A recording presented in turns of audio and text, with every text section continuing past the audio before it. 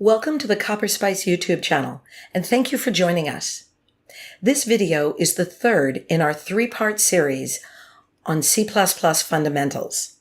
Additional C++ topics will be covered in future videos.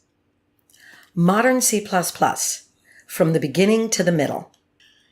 In our first two videos, we covered topics like data types, references, expressions, and value categories. If you haven't seen those videos, now would be a good time to go back and watch them before continuing with this one, as we're going to build on those as we explore more of the fundamentals of C++. As a brief summary, we've talked about data types. A data type consists of values and operations. And we also talked about expressions that consist of a data type and a value category. One of the things we wanted to point out with data types is that references are indeed a data type. For example, widget ampersand foo. Foo is an L value category. As we mentioned in our prior video, we normally won't say the word category when referring to an L value or R value category. But the data type of foo is an L value reference to widget. The next part of the C++ fundamentals that we'd like to talk about are semantics. And these have to do with how a class or data type is used. There are three types of semantics that we deal with in C++. Value, move, and reference semantics. And these are attributes of a particular data type. They also impact the programming style that you will use when you're working with that data type and how you think about values of that type. A class or a data type which implements value semantics is one that is intended to be copied. If the data type strictly implements value semantics, you're going to be using the assignment operator when you modify the value. If a data type observes value semantics, then values of that data type can never be modified. Instead, the only way the state of a variable can be modified is by assigning a new value to it. Given the example shown, we have a variable named str. It has a value of hello world. If we wish to change the value so that it just says hello, we assign a new value to the variable. We are not modifying the original value, we're assigning a new value. Move semantics are based on R value references. Since the R value will no longer be needed or available to the caller, the called function can steal or consume the data. Many times, moving a value is far more efficient than copying a value. Once a value has been moved from, the caller or the entity that did the moving should never access that data because it's invalid and you don't know the state of that data anymore. The third semantic category are reference semantics, which are also sometimes referred to as pointer semantics. These are used when you have values that are large, and so copying them every time they're passed will be slow and wasteful. When you have a data type that implements reference semantics, two objects of that data type might refer to the same value, which means modifying one object will also change the value visible to the other object. And the simplest example of this in C++ are raw pointers. Raw pointers behave with pointer or reference semantics. So in this case, we have two variables that are both pointers to a Q push button. Since they are pointers to the same Q push button, any modification made through one pointer will be visible to the other pointer. So when we call pb2setText here to set the text on the push button to OK, it will affect the push button. And if we were to later call pb1getText, we would get OK back. The problem with raw pointers is that they can be misused in many different ways. It is very challenging to ensure that every memory allocation is matched with its corresponding deallocation. It can be very difficult to determine when an object can safely be destroyed and no one will use it again. There's nothing actually wrong with raw pointers. but it can be very challenging to understand who owns the object and who is responsible for maintaining it. The answer to these problems in C++ are smart pointers. And any data type which simulates a pointer or has pointer or reference semantics, we would refer to as a smart pointer. These classes always provide some form of automatic memory management, and the intent is to prevent most memory leaks and eliminate the use of pointers which are no longer valid by ensuring that an object is never destroyed until it will not be needed anymore. Smart pointers are implemented as a templated class. Unique pointer, shared pointer, and weak pointer were all added in C++ 11. A unique pointer is a wrapper for a raw pointer. There's no additional overhead for using a unique pointer over using a raw pointer. You can't copy a unique pointer. The way you transfer ownership is by moving a given unique pointer to another unique pointer. This is very useful when you have data that does not need to be shared. A shared pointer is also a wrapper around a raw pointer, but it has some additional bookkeeping information that must be stored, so there is a small amount of overhead. It maintains a reference count of how many shared pointers refer to a given object, and when all of the shared pointers which refer to that object go out of scope, the object will be destroyed. This is valuable for managing the lifetime of shared data in your program. A weak pointer is created from an existing shared pointer. It is valuable because it allows you to store a shared pointer without affecting the reference count of that shared pointer. You can't dereference a weak pointer. So the way you use a weak pointer is you turn it back into a shared pointer. It is possible that the object the weak pointer referenced has been destroyed. Once you turn the weak pointer back into a shared pointer, you should always test if the pointer is null before using it. There is a smart pointer class in C++ called AutoPointer. It was used prior to C++ 11, and its behavior was extremely confusing. Because it existed prior to C++ 11, it could not take advantage of move semantics.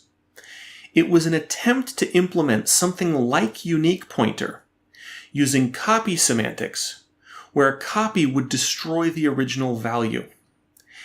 AutoPointer was so error-prone and so badly designed that the Standards Committee actually introduced the concept of deprecation to C++ 11 for the sole purpose of deprecating AutoPointer and making it clear that no one should use it. In almost every case, unique pointer will be a drop-in replacement for AutoPointer, and it is superior in every way.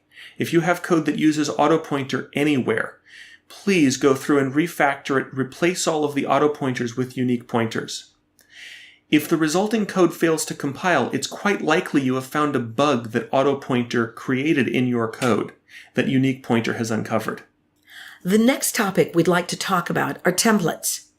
Templates are used when multiple variations of the same construct are needed for a variety of different data types. Some developers are afraid to use templates because they think they're expensive, but the cost of using templates is actually paid at compile time. A template is actually instantiated at compile time. What that means is that during the compile phase, a cookie cutter is created from the template definition. It is a cookie cutter for a class. This is the same cookie cutter that is created when you write a class in your code. So at runtime, you really can't tell the difference between the class that was created from a template and the class that is created by the code you wrote. The key point to remember is that at runtime, classes are instantiated to create objects. Since the template must be fully instantiated at compile time, every piece of information needed to instantiate the template must be available when compiling. None of the information used to instantiate a template can be supplied at runtime. Here is an example of a templated class that uses a specialized method. This is a feature of templates that many people are not aware of. We first declare a templated class named widget. It has one template parameter, t. Note that there is a method called setName in the class. And later we specialize the setName method for the case when t is int. The setName method defined in the class will apply when t is any type except for int. When t is int, the specialized version of the setName method that we have defined will be used. This is an example of a template class with a templated method. In the declaration, you do need the line that says template class M. In the definition of the setName method, you need to list both template lines. The first template line refers to the class. The second template line refers to the method. This is not a specialization. The way you can tell this is not a specialization is there's no constraints on the class T or the class M in the definition of the setName method. This example shows a template class with a class partial specialization. The first declaration here declares the base templated class, which can accept any T. The second declaration declares a specialization of the templated class widget for the case when the data type is a vector of some type. It's important to note that only templated classes may be partially specialized. Templated functions or methods must be fully specialized, so this is a syntax which is unique to templated classes. This partial specialization allows us to define a different implementation for the case when the T matches some data type. If T is an int when we use widget, we will get the base version of the template. But if the T that we pass in contains But if the T that we pass in starts with std vector, regardless of the data type that's inside the vector, we will get the class partial specialization. We want to talk about how you forward arguments in a template. But before we do that, let's talk about the idea of forwarding in general. Given this example of showWidget, what is the value category of the variable arg? And what is the data type of arg? Arg has the value category of L value. And the data type of arg is an R value reference to a widget. If you're unsure why arg is an L value, please go back and watch our second video. The reason why it is important to know the value category of arg is when we call next task, arg is going to be copied, which is not actually what we want to do. Most of the time, what you really want to do is forward the value of arg with the same value category that was received in showWidget. To do that, we need to use std move arg, sending that data to next task. So what happens if we change showWidget to be a template? What is the value category and the data type of arg? You might think that the behavior is exactly as if the compiler plugged in widget everywhere you see a T. But this is not quite what happens. When you type widget && in your code, this always declares an R value reference. But if the compiler is supplying the data type and it's placing the widget before the &&, you can get a different result.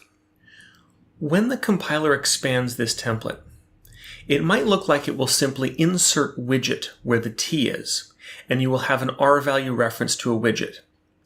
This may or may not be what occurs. When you see a declaration like T && or auto &&, the compiler has the option to discard one of the ampersands if required to instantiate the template. So the argument might be an R-value reference, or it might be an L-value reference. The term for this action is reference collapsing.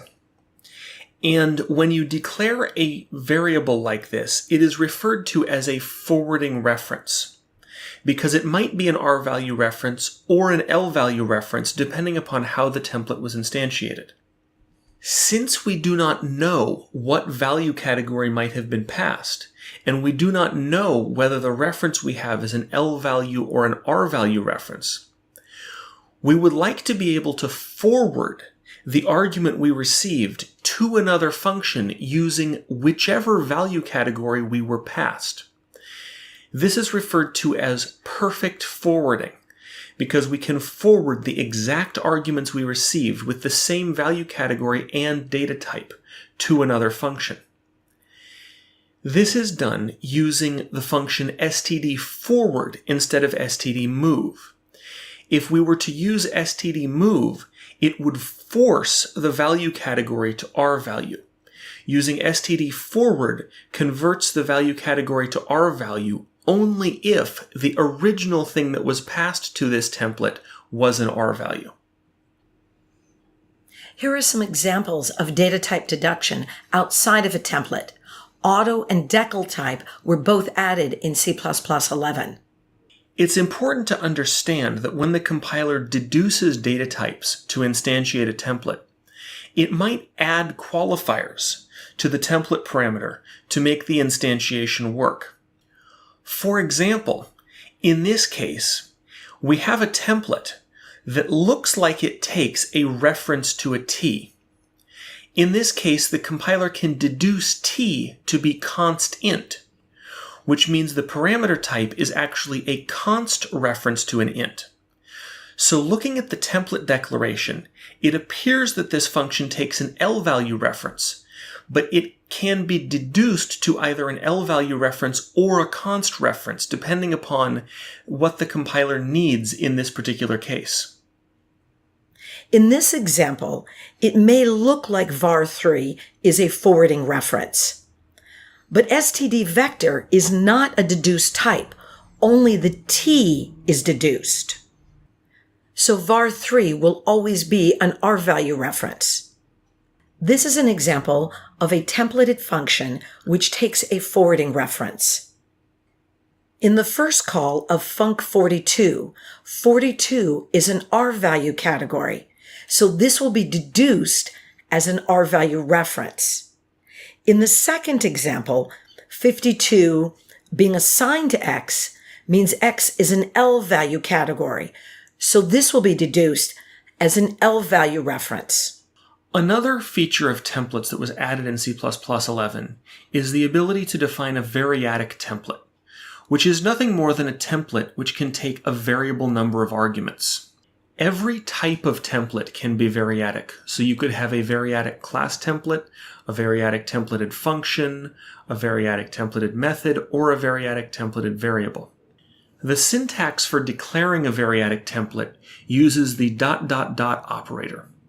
And this operator has two meanings. When it occurs to the left of a parameter name in a template declaration, it is declaring a parameter pack. And this parameter pack can be used to represent 0 or more template arguments. So this particular templated class can accept 0 or more template arguments. When the ... or the ellipsis operator occurs to the right of an argument, as it does in the call to sum func, it unpacks the parameter pack into the individual arguments. In later videos, we will talk more about C++ and how we use these building blocks in development. For more information about Copperspice, please visit our website at www.copperspice.com. Thanks for watching our video, and we hope you found the content of value. If you have any questions, feel free to email us or leave a message on our Copperspice form. We'd love to hear from you. Please make sure you subscribe to our YouTube channel and come back in 2 weeks for our next video.